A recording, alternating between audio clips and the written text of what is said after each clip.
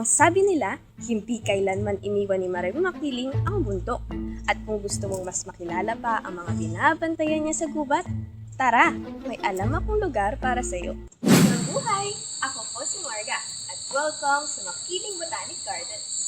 Matatagpuan sa paanan ng Mount Makiling, ang Makiling Botanic Gardens or MBG ay isang 300-hectare living classroom kung saan nagsasama-sama ang education, conservation, at recreation.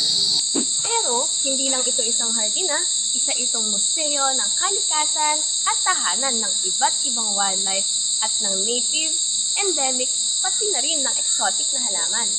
Ang maganda pa rito, bawat sulok ng MBG ay may sariling kwento. Tara!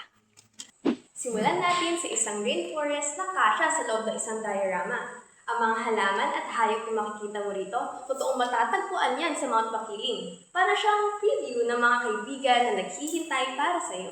Dito naman makikilala mo ang iba't ibang puno mula sa iba't ibang panig ng mundo.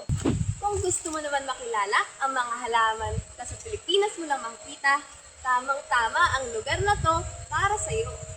Warning! Dito mo rin mararamdaman kung gaano kataas ang mga higante sa ating kagubatan.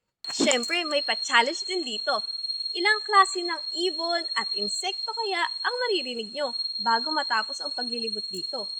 At kung napagod ka sa paglalakad, pakinggan mo lang ang Mulawin Tree.